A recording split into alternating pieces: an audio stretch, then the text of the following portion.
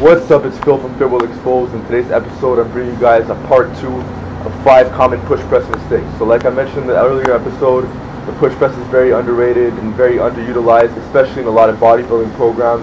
And this is a shame because the push press is one of the best exercises for really overloading those delts with weights that you can't typically strict press. So if you want the biggest delts possible, at least front and side, you have to start doing a lot of push presses to complement your strict presses. It's not enough to just do strict presses, and I don't think you're going to reach your delt potential off just strict presses alone. So hope you guys learned something from this video, and let's get it. Okay, so the 6th mistake with the push press is not having the elbows high enough. So when you're doing a strict press, have the elbows pointing more at the floor, but this is a completely different movement altogether. The mechanics are completely different.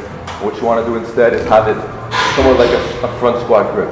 So if you can't get into this position, you may have really tight lats, but overall, a very common mistake is having the elbows way too low. So what you want to do instead, this is how you do it the wrong way.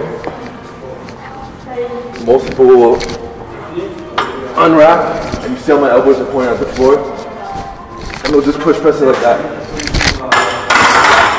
But this is flawed, and you're not going to be able to lift as much weight as possible. So what you want to do instead is have more of a horizontal upper arm.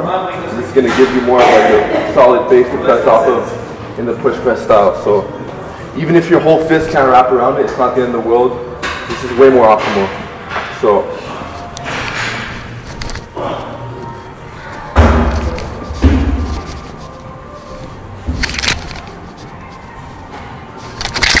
okay, so the 7th most common mistake with the push press is having the grip way too wide up. So this could be an exercise, I'm sure some people may do it, but I'm saying for optimal performance, at least in my opinion, it shouldn't be too close and it shouldn't be too wide. In my opinion, shoulder width or slightly outside is just fine. So some people do their push presses, they'll try to reduce the range of motion, so they'll put like their pinky on the ring. The problem with this isn't how you're even going to front squat. So this just feels extremely awkward. What you want to do instead is do a front raise, so you're around shoulder width. Me, my pointing finger is pretty much in between the smooth and the narrow leg. So this is what I do. Or I put the middle of my thumb in between the smooth and the narrow leg.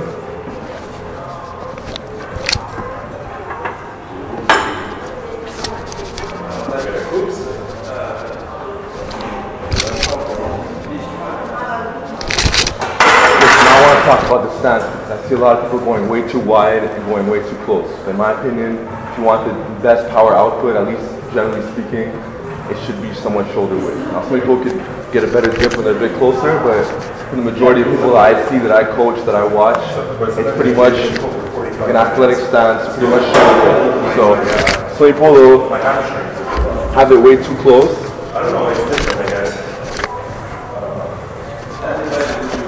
This is a bit too close. This is a bit too wide. If you want the best power output, you have to be somewhat in the middle, like so.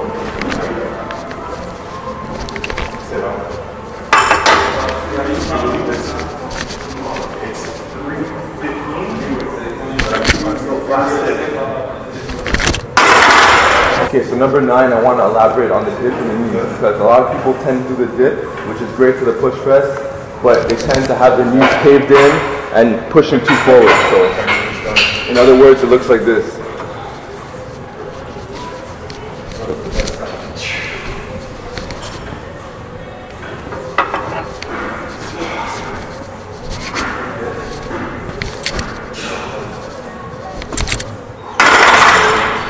This is extremely awkward. You're not going to be able to press maximal weights like this because the knees are just not in your favor and you're not getting the most force generated from your lower body. So what you want to do instead is you want to push your knees more outwards.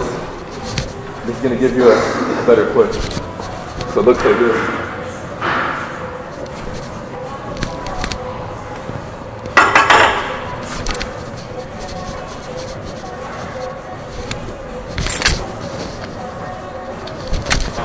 Number 10 on the list is a sloppy unwrap. And what do I mean by this? It's not getting a deep breath of air and going way too far back. This is exerting way too much energy, and this is energy that can be used to press more weight overhead. So a lot of people, they don't take a deep breath before they unwrap, and this can make you very dizzy.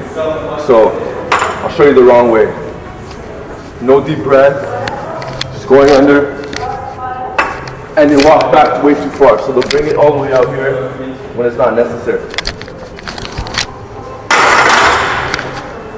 It's not necessary because when you have, over 200 pounds in your hands, it's too much extra work to have to walk back and then press the weight, or at least attempt it, and then have to walk all the way back to press it.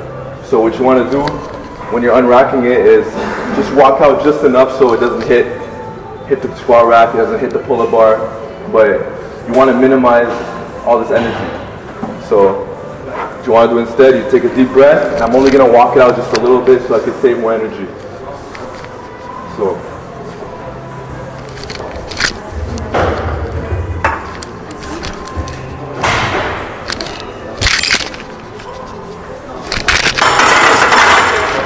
so for those of you guys who stuck around this long for part 1 and 2, I'm giving you guys a bonus tip. This tip is extremely important if you want to press heavier weights overhead.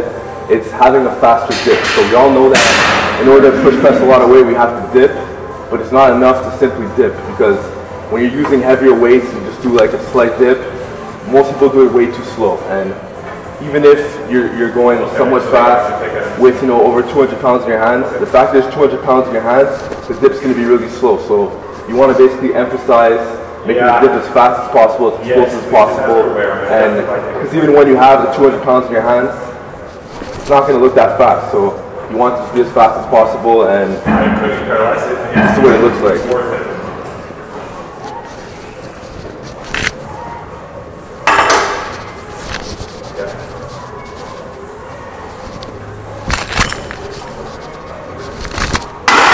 Now I'm just going to show you guys a quick back view of what the exercise looks like. So, with all the tips I mentioned.